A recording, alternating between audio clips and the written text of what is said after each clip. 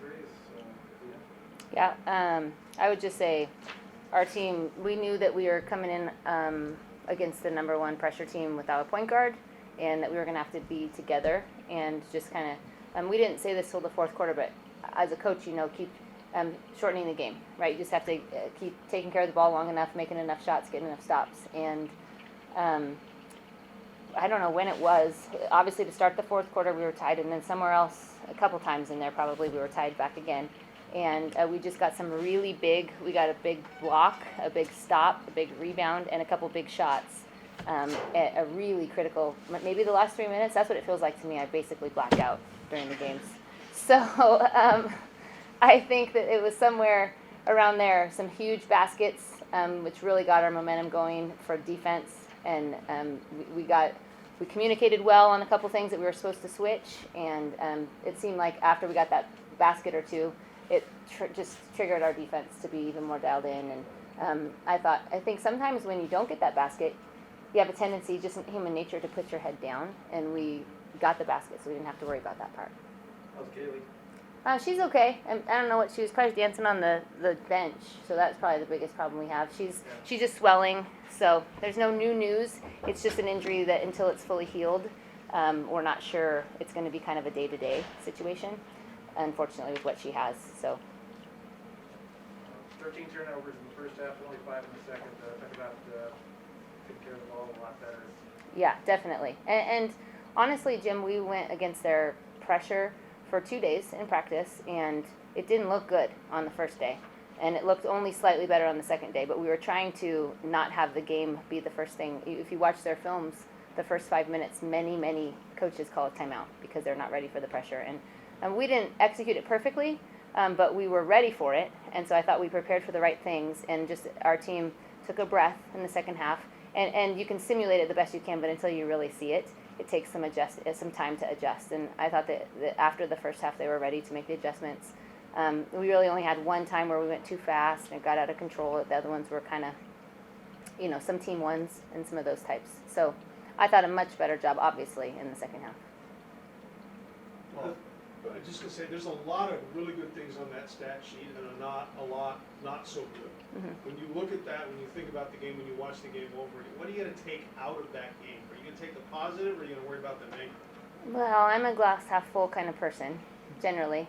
So I'm going to take more of the positive. Obviously, we look at the negative, but we always want to be sizable with the advantage we have on the glass. Against Washington State, 7 or 8, whatever we won on, that's not enough. To win the glass by 18, that's significant to the game.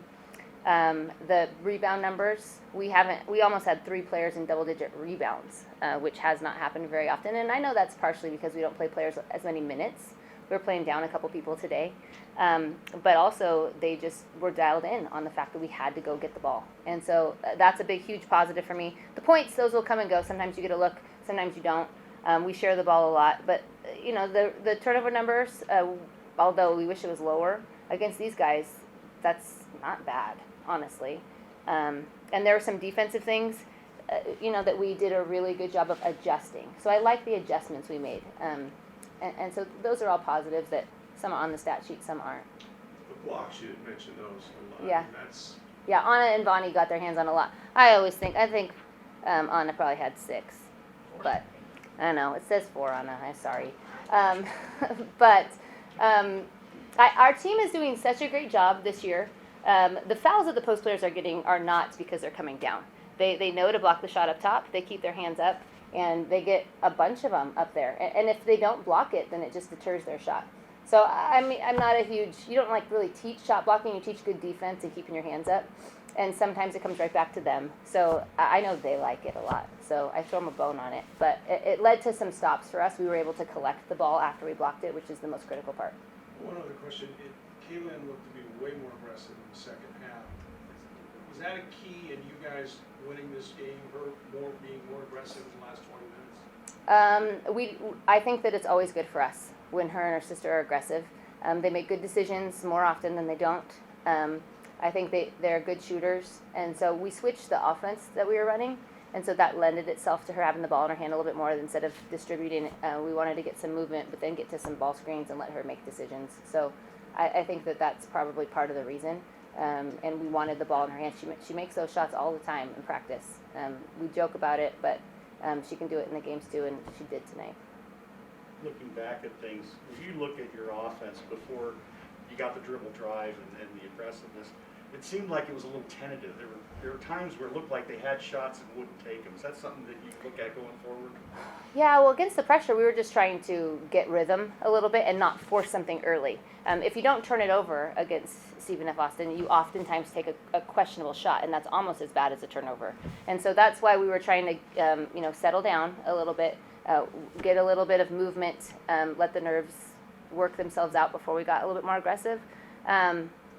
Since it worked out okay for us, if it wouldn't have worked out okay, we probably would have been kicking ourselves. But I think that was the thought process behind it was, let's not get going too fast too soon, because it usually plays into their hands. I have one last question if everybody's done.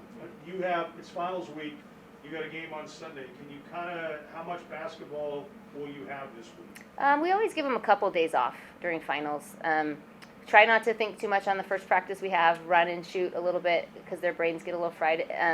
So we'll take tomorrow off, let them get studied up. We'll go on Tuesday, we'll take another day off, and then we'll start looking towards UC Davis towards the end of the week, just because they have hard majors and they're good students. And so it's not like they're just floating through with no big tests or no major projects.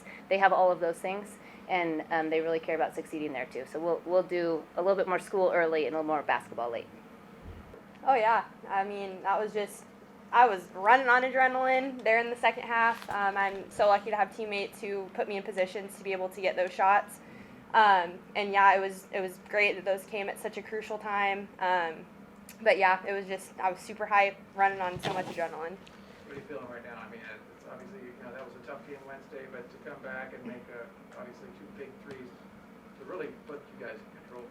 I just feel great. Again, I think our team's just doing a great job. I think, it was a tough one when we just played Washington State, but I think that we knew that we had to rally and come back and take care of the ball better, play better defense, run good offense, whatever it may be. But I think that our team did a great job today, battling back and being players down and whatnot. So I think that we just did a great job all around. Did you feel that you had to do a little more today, looking down at the bench and knowing who wasn't playing today? Did you just subconsciously to yourself, I got to hit some shots? Yeah, I mean, I think we went there a little bit where we weren't scoring great. And so for me, I didn't make a lot of shots in the first half. So I think for me as a shooter, I just have to keep shooting. We went into halftime and my teammates were all like, see, keep shooting, like you got the next one's going in. And so that's kind of just what my mentality was going into the second half, just keep shooting the ball, take the ones where I'm open, have my teammates set me up for great success, and I think that worked out great for us. Kaylin was way more aggressive in the second half than she was in the first. Did that free you and others up by what she was doing? Was she a key of all of this? Oh, Lynn's definitely a key, especially in our offense. She's great at coming off those ball screens, getting into the gut, looking for those kickouts. When people crash in or play in, then that leaves us to be open on the perimeter. Or when the post steps up, she has the drop down pass to the post. Lynn and Kaylee are both really good at making the right reads, and I think that showed today with how much she handled the ball. Rebounding, blocks, rebounds, 9 off. When's the last time you got 9 offensive rebounds? I don't remember. Big body. That's pretty. Let's go. It's pretty great, actually. Just look at the rebound numbers, plus 18, 11 blocks. How important was that in winning this game? Well, we knew we got to out-rebound them. I know we knew they're great rebounding team, so for the post players, that was a key. Craig, before the game, told us, we got to go on the boards. We're not going to win this game without some extra boards, especially in offense.